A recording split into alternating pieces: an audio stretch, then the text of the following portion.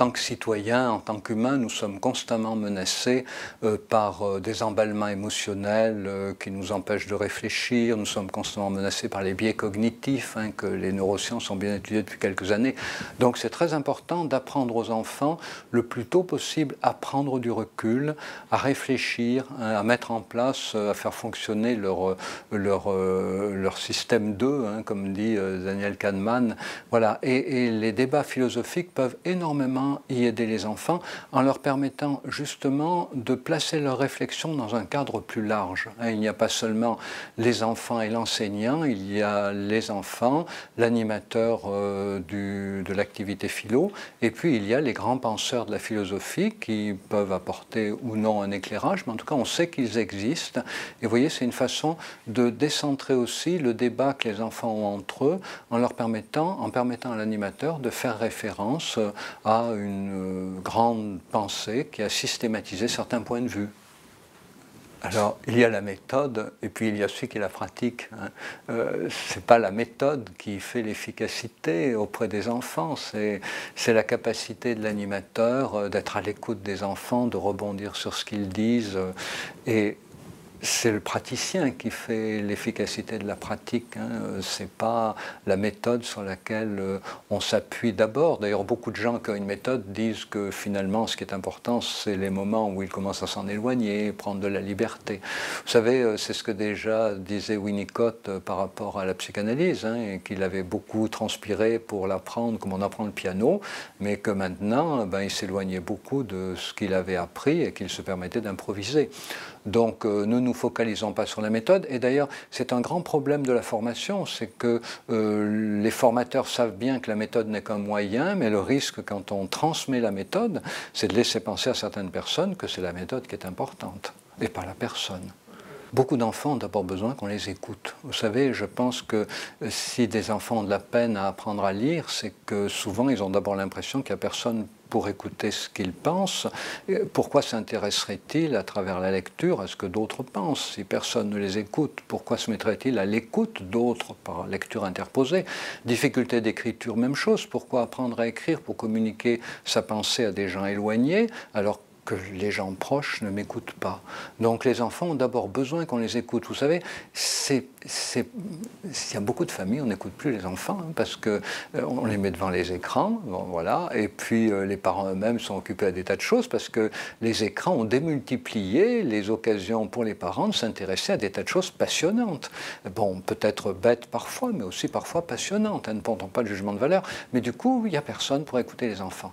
Donc il faut absolument qu'il y ait des lieux pour les écouter, qu'il y ait des lieux où leurs paroles soient écoutées avec bienveillance, sans jugement, avec ouverture, et puis des lieux où ils puissent confronter leurs paroles à la parole d'autres enfants d'abord, d'adultes ensuite, ce qu'il y a près d'eux, et puis aussi qu'ils puissent confronter leurs réflexions à des tiers qui ne sont pas là, et les philosophes en font partie, les romanciers en font partie, tous ceux qui ont essayé de mettre un peu les choses plus au clair que ce qu'on fait dans la banalité de la vie quotidienne.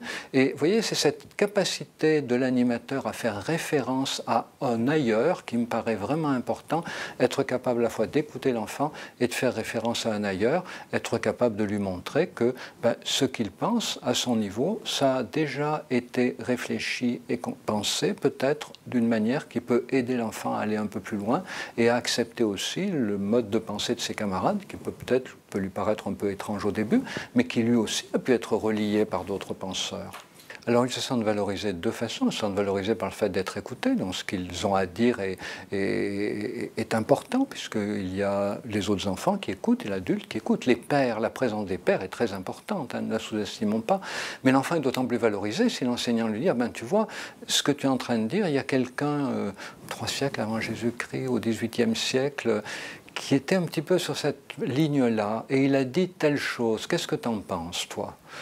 Alors là, c'est formidable, parce que l'enfant est invité à entrer dans la culture, il est invité à comprendre que la culture, ce n'est pas un truc qui est à côté de sa vie, c'est comme l'arrière-boutique qui prolonge la vitrine, c'est ce qu'il y a au-delà, c'est comme le offline par rapport au online, c'est l'au-delà de sa pensée présente, c'est une ouverture vers un autre espace et vers une autre temporalité, mais finalement, pour s'approfondir lui-même dans l'intuition qu'il peut avoir ou le début d'expression qu'il peut avoir de ce qu'il pense.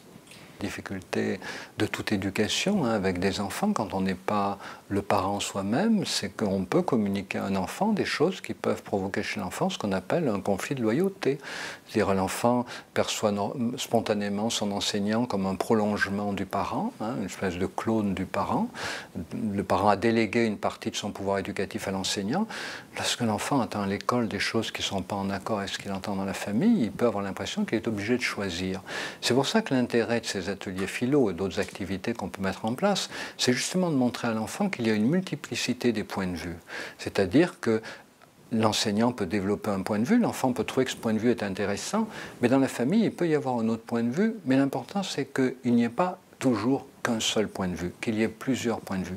Ouvrir l'enfant à la multiplicité des points de vue. Vous savez, il y a quelques années, j'ai fait une conférence pour un anniversaire de la Convention des droits de l'enfant et j'ai plaidé 2 nouveaux droits de l'enfant. Le premier, vous étonnera pas, c'est le droit de l'enfant de moins de 3 ans à être élevé à l'écart des écrans. Mais le deuxième droit pour lequel j'ai plaidé, le deuxième droit de l'enfant, c'est le droit de l'enfant à être élevé dans la multiplicité des points de vue. Si un enfant est élevé dans un point de vue unique, ce qui va le guetter, c'est le sectarisme. Pas d'ailleurs forcément le sectarisme de ceux qui l'ont élevé. Peut-être l'enfant va embrasser un sectarisme exactement opposé. On sait bien que ce qui est important pour le sectaire, ce n'est pas le choix de son sectarisme, c'est d'être sectaire.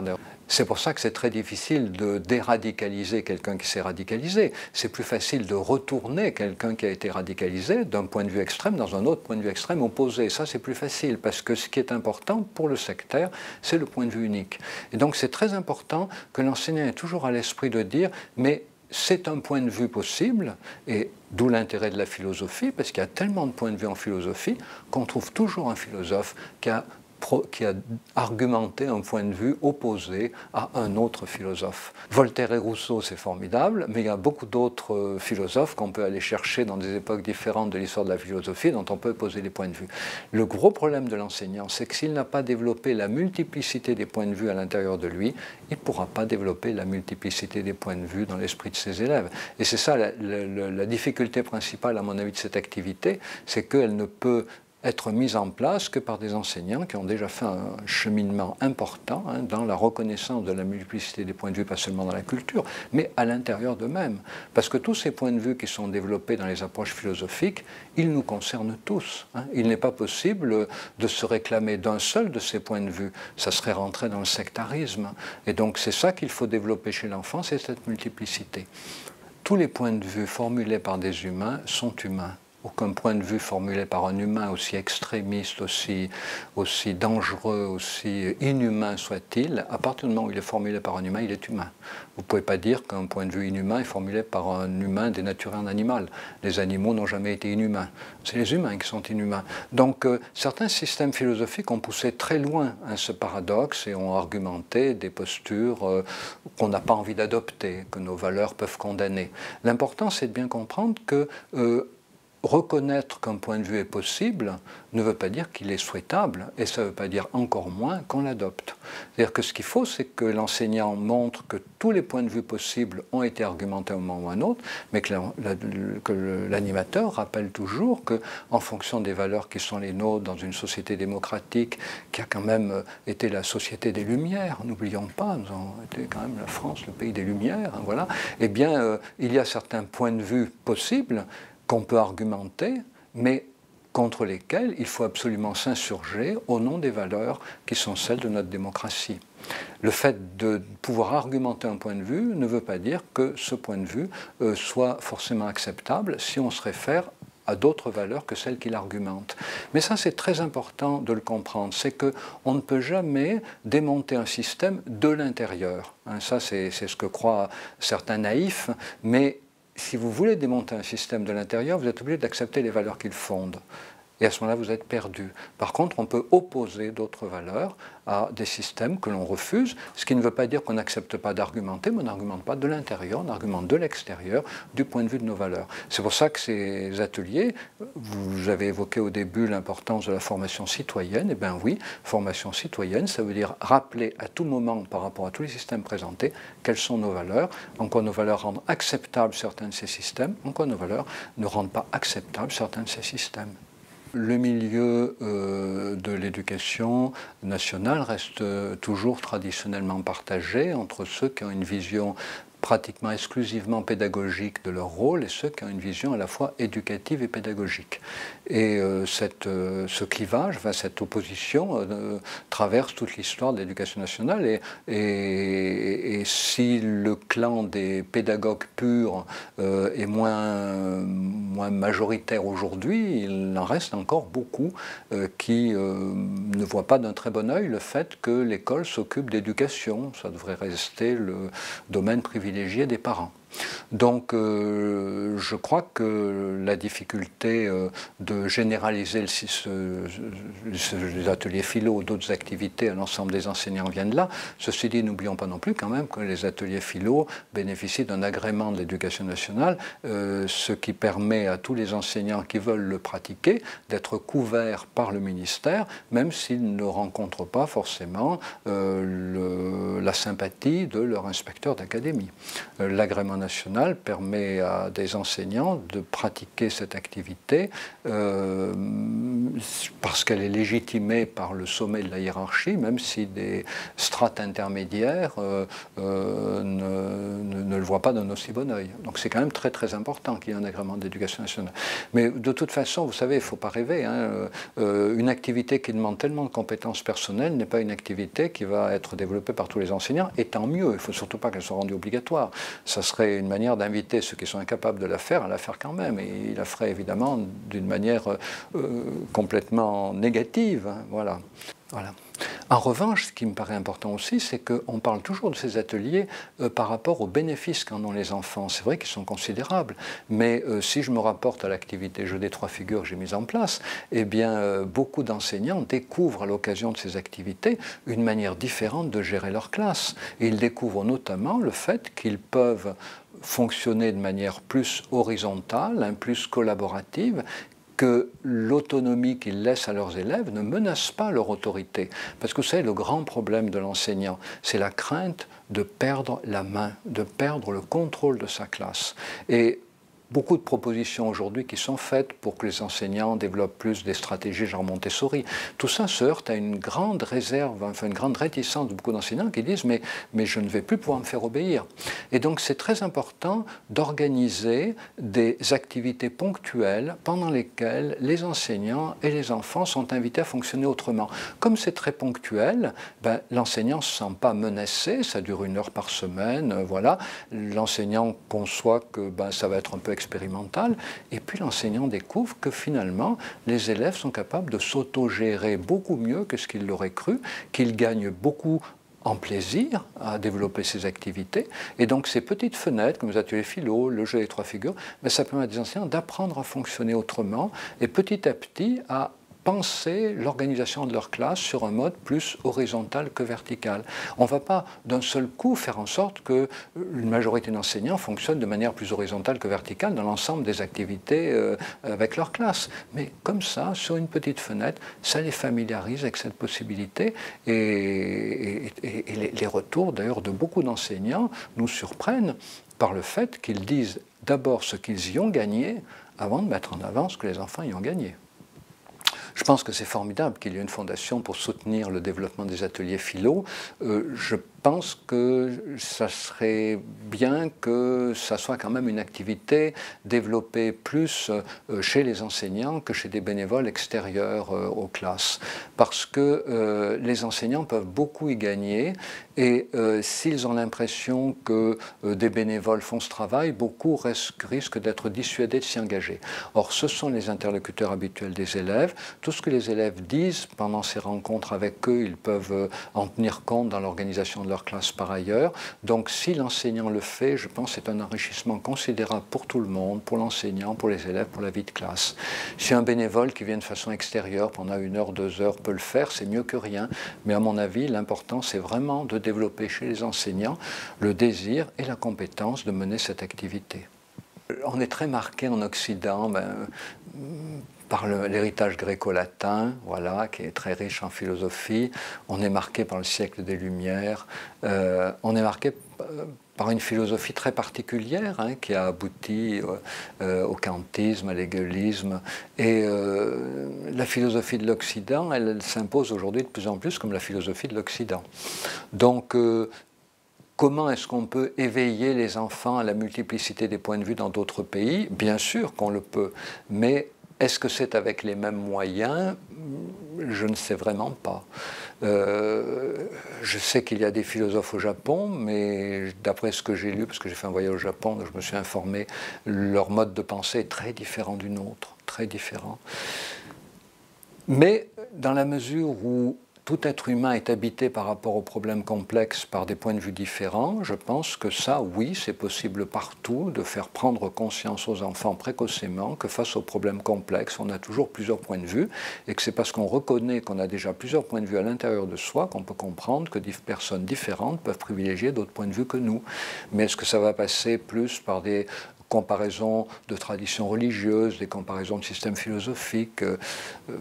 Je ne sais pas.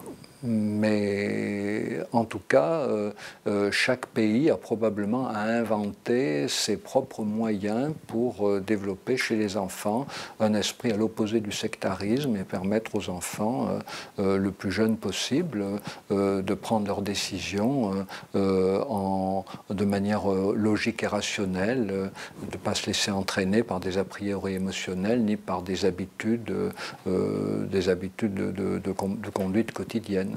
Je pense que l'ancien système dans lequel les parents disaient ce qu'il fallait faire et les enfants étaient censés obéir, je pense que cet ancien système est ruiné aujourd'hui par le développement des technologies numériques et des nouveaux moyens de communication. Les enfants, de plus en plus tôt, dès qu'ils ont accès à Internet, sont invités à débattre. Et même s'ils ne débattent pas entre eux, ils voient des points de vue différents sur Internet, ou tout au moins il faut l'espérer, pour ceux qui n'ont pas un Internet filtré. Et donc du coup, ils sont invités très tôt à prendre la parole entre eux, en fonction de ce qu'ils voient autour d'eux, et évidemment aussi à prendre la parole dans leur milieu familial. Donc je pense qu'aujourd'hui, le vieux système autoritaire qui supposait que les parents savaient ce qu'il fallait faire et pouvaient l'imposer aux enfants, ce système ne marche plus. Et je dirais tant mieux, parce que les enfants vont être confrontés à tellement de situations que les parents ne peuvent même pas imaginer, que si les enfants ne développent pas précocement leur capacité à développer des solutions nouvelles, faire preuve de plasticité cérébrale, comme on dit aujourd'hui, eh bien les enfants ne pourront pas s'adapter à un monde en changement permanent. L'Afrique va complètement être bouleversée dans les années qui viennent, puisque vous évoquez l'Afrique, tous les pays, mais l'Afrique peut-être plus encore, du fait de la pénétration du téléphone mobile et de l'Internet et de l'explosion démographique. Et donc, du coup, le meilleur service qu'on puisse rendre à des enfants, c'est de les inviter à argumenter leur éventuelle désobéissance. Oui, tu n'as pas envie de faire ce que je te demande, mais prouve-moi que j'ai tort et prouve-moi que tu as raison. C'est le plus beau cadeau qu'on puisse faire à un enfant. C'est le but des ateliers philo. Et si l'enfant n'a pas besoin de citer un philosophe, s'il est capable de construire un discours logique, de trouver le bon argument, eh bien, pas d'inquiétude pour lui. Il saura trouver les bonnes solutions aux situations nouvelles auxquelles il sera confronté. On rejoint là d'ailleurs quelque chose, je vous le dis de façon latérale, on rejoint là d'ailleurs quelque chose qui a beaucoup marqué la pensée du XXe siècle. C'est l'approche de Bourdieu, l'approche en termes d'habitus. Et vous savez, on s'aperçoit maintenant que la reproduction de l'habitus, c'est le propre des sociétés figées. C'est le propre des sociétés autoritaires. L'enfant, quand il n'a pas d'autre choix que de faire le métier que papa faisait ou le métier que papa n'a pas réussi à faire, quand l'enfant n'a pas d'autre choix qu'obéir, quand l'enfant est obligé de faire les choses qu'il fait comme ses parents et ses grands-parents les ont faites avant lui, cet enfant plonge dans ce que Bourdieu appelait à juste titre l'habitus. Mais dans une société ouverte, comme le sont aujourd'hui les sociétés où les enfants se connectent trop à Internet, où ils échangent beaucoup entre eux, où ils vont chercher des points de vue à l'autre bout du monde, eh bien aujourd'hui, cette théorie de l'habitus reste vraie pour les sociétés fermées, mais heureusement, elle est de moins en moins vraie pour les sociétés ouvertes. Et c'est un grand service rendu aux enfants que de reconnaître que, grâce à Wikipédia, ils peuvent en savoir plus sur certains problèmes que leurs parents, et même parfois plus que leurs pédagogues. Sinon, les choses ne pourraient changer que par révolution, c'est-à-dire qu'une opposition qui ne pourrait pas se manifester au fur et à mesure ne pourrait finalement se manifester que de façon explosive lorsqu'elle aurait atteint un certain point au-delà duquel il ne peut y avoir de changement qu'envisagé de façon globale. Donc si on veut des sociétés qui évoluent, dont on a absolument besoin, il faut au contraire encourager les enfants à argumenter leur opposition avec nous. Moi, il m'est arrivé un jour d'argumenter ça avec mon fils et à un moment, je lui ai dit, mais tu as trouvé le bon argument. Je pensais vraiment avoir raison, mais il a trouvé un argument qui m'a fait vaciller.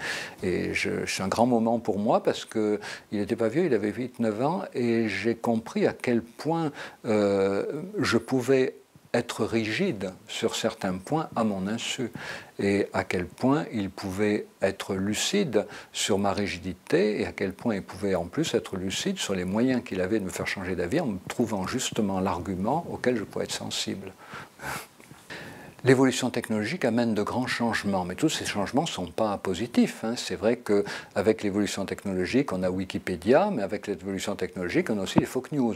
Donc Wikipédia, ça encourage les enfants à aller chercher des informations ailleurs et peut-être leur donne de la pugnacité dans les débats avec leurs parents, mais en revanche, les fake news, ça peut les induire complètement en erreur, ça peut flatter leur biais cognitif et ça peut les inviter à prendre des décisions irrationnelles sous l'effet de l'excitation émotionnelle que certaines fake news veulent communiquer à ceux qui les regardent. Donc les technologies numériques aujourd'hui amènent le meilleur comme le pire. C'est pour ça que c'est très important qu'il y ait des activités comme les ateliers philo, de manière à ce que les enfants soient sur leur garde et essayent toujours de déjouer les pièges qu'on peut trouver dans les fake news, mais qu'on peut trouver aussi parfois sur Wikipédia. Une attitude de vigilance. Les ateliers philo amènent les enfants à avoir une attitude de vigilance, et je dirais une attitude de vigilance d'autant plus valorisée qu'ils placent leurs réflexions dans un espace qui a été occupé par de grands esprits, avec des gens qui sont arrivés, pour moi c'est ça un grand esprit, des gens qui sont arrivés à trouver une formulation très simple, très claire, très concise de choses très compliquées. Alors dans les années 2000, après avoir écrit le livre Les bienfaits des images, je me suis dit, mais les enfants aujourd'hui sont confrontés à tellement de spectacles qui ne sont pas pour eux. Les enfants sont tellement bousculés par des images sans avoir d'espace pour en parler. Les enfants courent tellement le risque d'être influencés par les images qu'ils voient sans aucun recul, que c'est important d'organiser une activité où ils puissent relativiser ce qu'ils voient, prendre du recul, en parler avec leurs copains, avoir un regard d'adulte là-dessus. Et c'est comme ça que j'ai imaginé l'activité dite « Jeu des trois figures ». Donc c'est une activité théâtrale. Alors l'expression « Jeu des trois figures », ça fait référence aux trois figures qui sont la plupart du temps présentes dans les jeux spontanés des enfants, mais aussi dans la littérature, dans le cinéma. C'est la figure de l'agresseur, la figure de la victime et la figure du tiers. Alors ce tiers peut être simple témoin, il reste en dehors de l'affrontement. Le tiers peut être redresseur de tort, il se jette dans la mêlée, quitte à devenir d'ailleurs l'agresseur de l'agresseur, comme on voit dans des jeux vidéo. Et puis le tiers, il peut aussi être sauveteur, c'est-à-dire il attend que l'affrontement soit terminé, que l'agresseur se soit éloigné, et il témoigne sa compassion, sa sympathie, son soutien à la victime. Et donc cette activité théâtrale, je l'ai développée en 2003, 2005, 2006, et j'ai commencé à l'expérimenter en 2006 au sein des maternelles. Pourquoi au sein des maternelles? Parce que les maternelles sont explicitement un lieu où la démarche éducative a sa place. À l'époque, je ne voulais pas aller au plus compliqué, c'est-à-dire au cycle 2 et 3, il me semblait que c'était bien de s'en tenir au cycle 1, c'est-à-dire les enfants des maternelles, parce que là, personne ne doute que l'école ait une fonction éducative, et dans cette fonction éducative, il y a la prise de recul par rapport aux images que les enfants voient, et puis il y a aussi le développement de l'empathie, puisqu'on sait aujourd'hui que l'empathie commence à se construire autour de la première année, puis ensuite 4 ans et demi, 5 ans, voilà. Et donc l'activité jeu théâtral trois figures, elle a d'abord été pensée par rapport aux images et par rapport à la violence en milieu scolaire, et puis avec les travaux sur l'empathie, puisque j'ai écrit le premier livre sur l'empathie en français qui s'appelle L'empathie au cœur du jeu social en 2010, j'ai enrichi mon approche du jeu des trois figures d'un grand nombre de concepts tirés des travaux de neurosciences sur l'empathie. Et puis plus récemment, j'ai enrichi le jeu des trois figures des travaux sur les compétences exécutives. Et donc aujourd'hui, on a développé le jeu des trois figures en maternelle jusqu'en sixième, et avec des protocoles un peu différents pour le cycle 1 et 2 et pour le cycle 3, puisqu'entre le cycle 1 et 2 et le cycle 3, l'enfant passe par la limite de 8 ans, et on sait que l'empathie comme capacité de se mettre émotionnellement à la place de l'autre, c'est une capacité qui se développe surtout entre 8 et 12 ans. Donc c'est pour ça qu'on a mis beaucoup l'accent sur le développement de cette capacité grâce au jeu des trois figures sur le cycle 3. Voilà, donc actuellement on a un agrément d'éducation nationale. Alors comment ça s'est mis en place? D'abord en 2006, j'ai formé les enseignants moi-même. Ça a permis de faire une première expérimentation sur 3 établissements scolaires avec une classe témoin et une classe bénéficiant du jeu de rôle. Et on a montré que l'activité jeu des trois figures pratiquée une année en moyenne et grande section de maternelle permettait d'augmenter considérablement la capacité d'empathie des enfants. On a fait une étude à la fois quantitative et qualitative. L'étude quantitative, on a utilisé un test, et l'étude qualitative, c'était le retour des enseignants qui nous ont dit, écoutez, c'est extraordinaire, les enfants viennent beaucoup plus nous faire part de leurs conflits, et donc appel au tiers comme régulateur, et puis ils nous ont dit, il y a des jeux qu'on avait vu disparaître des cours de récréation, comme les jeux du faire semblant à la maîtresse par exemple, qui sont réapparus. Et les enseignants nous ont dit, vous savez, il y a même des enfants qui continuent l'activité théâtrale jeu des trois figures dans la cour de récréation en se répartissant les rôles et en changeant de rôle alternativement, parce que c'est un principe fort du jeu des trois figures. Alors aujourd'hui, le jeu des trois figures est entièrement organisé en fonction de ce que nous savons des différentes composantes de l'empathie, puis en fonction de ce que nous savons des différentes compétences exécutives. Alors l'empathie, il faut comprendre qu'elle a plusieurs composantes. Il y a d'abord l'empathie émotionnelle, c'est la capacité d'identifier la mimique de l'autre. Je vois que tu es content, je vois que tu es triste, voilà, je vois que tu es en colère. La deuxième composante qui se développe vers 4 ans et demi, 5 ans, c'est la possibilité de comprendre que l'autre, parce qu'il a une expérience du monde différente de la mienne, a un point de vue différent. Et avant 4 ans et demi, l'enfant a beaucoup de difficultés à comprendre cela. Ce qui fait d'ailleurs quand les parents divorcent, quand un enfant a moins de 4 ans et demi, c'est terrible, parce que vous savez, avant 4 ans et demi, l'enfant pense toujours qu'il y a un bon et un méchant. Et soit c'est le papa qui est bon et la maman est méchante, soit c'est le contraire. Dans les deux cas, c'est ravageur. Mais à partir de 4 ans et demi, 5 ans, l'enfant peut comprendre que ces deux parents, c'est très triste, mais bon, ils ont des goûts différents, ils ont des choix différents. Il y en a un qui veut aller à la campagne, il y en a un qui veut aller à la mer, voilà. Et donc, du coup, ils n'arrivent pas à vivre ensemble. Avant 4 ans et demi, ce n'est pas possible. Donc ça, c'est la composante cognitive. Et puis la troisième composante, ce qui fait un mixte entre les deux, qui doit beaucoup être soutenu par la pédagogie pour advenir, c'est ce qu'on appelle la capacité de se mettre émotionnellement à la place d'autrui. C'est la capacité de pouvoir dire non seulement, par exemple, je vois que tu es content, je comprends pourquoi tu es content, même si ce qui t'arrive, moi, ça ne me rendait pas content, mais c'est être capable de dire, de se dire et de dire, et si j'étais à ta place, je serais content autant que toi. Et donc ça, c'est les 3 composantes de l'empathie pour autrui, et ce qu'on sait, c'est qu'elles se développent en parallèle avec l'empathie pour soi, c'est-à-dire pouvoir identifier ses propres émotions. Je comprends que je suis triste, je comprends que je suis en colère, c'est pas toujours facile, je comprends que j'ai honte, ça c'est difficile. Compétence cognitive pour soi, c'est-à-dire je comprends pourquoi je suis en colère, c'est pas la faute de mes enfants ou de ma femme par exemple, c'est la faute de mon patron, des fois c'est difficile de se le dire. Et puis, capacité de se mettre émotionnellement à plusieurs places à l'intérieur de soi, c'est reconnaître que par rapport à un problème complexe, on peut avoir plusieurs points de vue.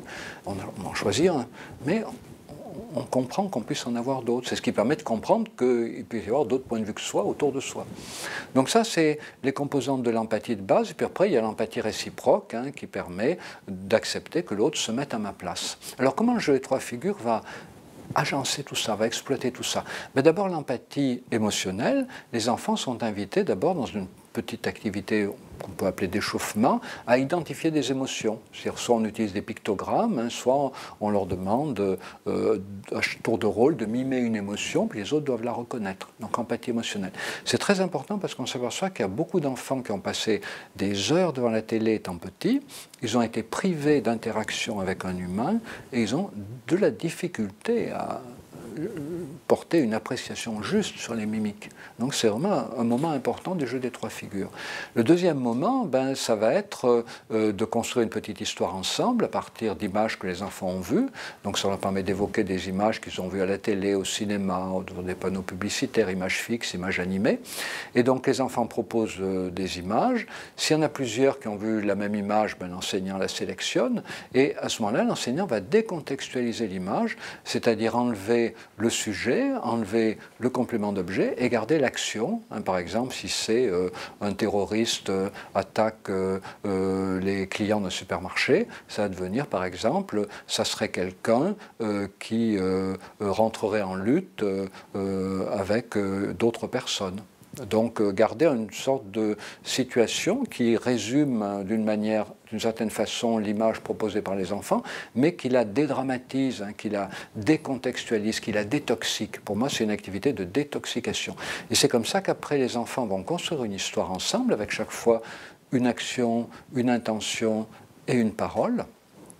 Intention ou émotion et parole, donc parce que toute action doit être inséparable d'une parole, et toute action est inséparable d'une émotion, et toute émotion est inséparable d'une parole, donc action, émotion, parole à chaque fois. Par exemple, un petit dinosaure traverse une rivière sur des pierres, il dit « je suis content, je vais retrouver ma maman », et donc voilà, il est content, il dit « je vais retrouver ma maman », puis un crocodile, une pierre en fait cachait un crocodile, donc le crocodile ouvre la gueule, et il dit « j'ai très faim, je vais manger le petit dinosaure », voilà. Donc chaque fois, une action, une parole, une émotion. Et les enfants construisent la petite histoire. Et ensuite, l'enseignant propose des volontaires. Ensuite, l'enseignant va donc demander s'il y a des volontaires pour jouer l'histoire. Et ce qui est très important, c'est que tous les volontaires, pour jouer, vont devoir obligatoirement jouer alternativement tous les rôles. Et donc c'est là que l'empathie, dans sa forme complète, c'est-à-dire la capacité de se mettre émotionnellement à la place de l'autre, va jouer un grand rôle, puisque chaque enfant va être obligé de jouer à tour de rôle, mais par exemple le rôle de l'agresseur, le rôle de la victime, le rôle du sauveteur. Et on s'aperçoit que déjà en maternelle, en moyenne grande section, il y a des enfants qui sont toujours volontaires pour jouer les agresseurs, qui ne veulent pas jouer les victimes. Et il y a des enfants, notamment des petites filles, qui sont volontaires pour jouer les victimes et qui ne peuvent pas, qui ne veulent pas jouer les agresseurs. Donc on s'aperçoit qu'il y a déjà des profils identificatoires qui sont enquistés dès la maternelle. Et donc le jeu des trois figures, il a pour but de déloger les enfants de ces profils identificatoires enquistés et de leur redonner plus de liberté, leur donner la possibilité d'occuper, selon les situations, tous les rôles.